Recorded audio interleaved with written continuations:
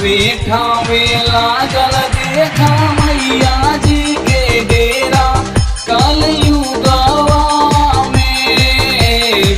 ठावे ठावे लागल देखा मैया जी के डेरा कलयुगवा में।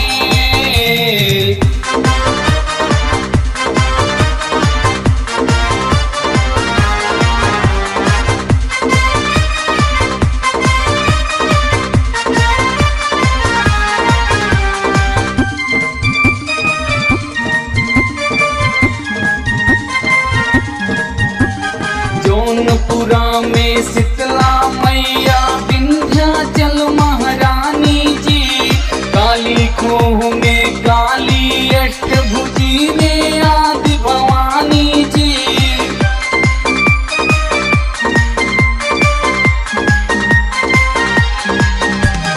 जौनपुरा में शीतला मैया विंध्याचल महारानी जी, काली खोह में काली अष्टभुजी में आदि भवानी जी। मैहर में है मातु शारदा शोभा इनके न्यारी जी। जम्मू में है वैष्णो देवी झांकी प्यारी प्यारी जी।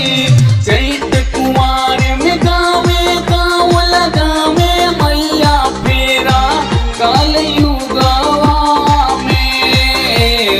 ठावे ठावे लागल देखा मैया जी के डेरा कलयुगवा में। ठावे ठावे लागल देखा मैया जी के डेरा कलयुगवा में।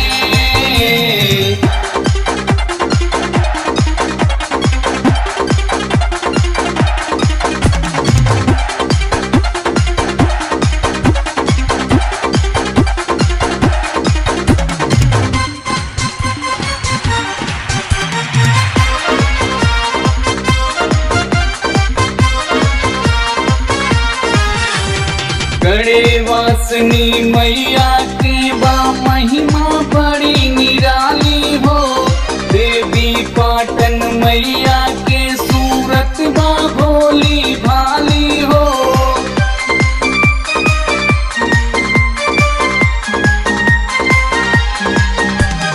गणे वासनी मैया के बा महिमा बड़ी निराली हो। देवी पाटन मैया के बा सूरत भोली भाली हो। बसी दुर्ग में दुर्गा देवी बन के शेरा वाली हो। मुंबई में है मुंबा देवी कलकत्ता में काली हो। लोहरा मऊ में देवी मैया या के की बसेरा कलयुगवा में। ठावे ठावे लागल देखा मैया जी के डेरा कलयुगवा में। ठावे ठावे लागल देखा मैया जी के डेरा कलयुगवा में।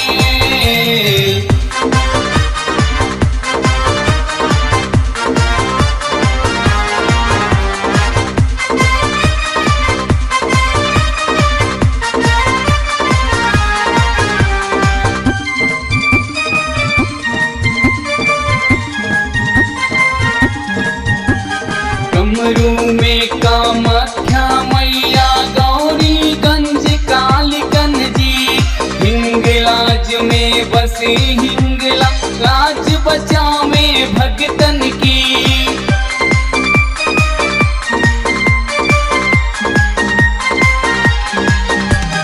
डमरू में कामाख्या मैया गौरीगंज कालीगंज जी। हिंगलाज में बसी हिंगला लाज बचावे भगतन की। बेला मैया जाके देखा धाम बड़ायल बेला जी।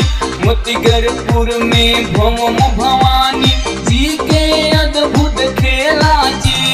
घोर अंधेरिया ज्वाला जी आके करा सवेरा कलयुगवा ठावे ठावे लागल देखा मैया जी के डेरा कलयुगवा में। ठावे ठावे लागल देखा मैया जी के डेरा कलयुगवा में। पर्वतों पर लिहली मैया जाई के बसेरा कलयुगवा में। ठावे ठावे लागल देखा मैया जी के डेरा कलयुगवा में। ठावे ठावे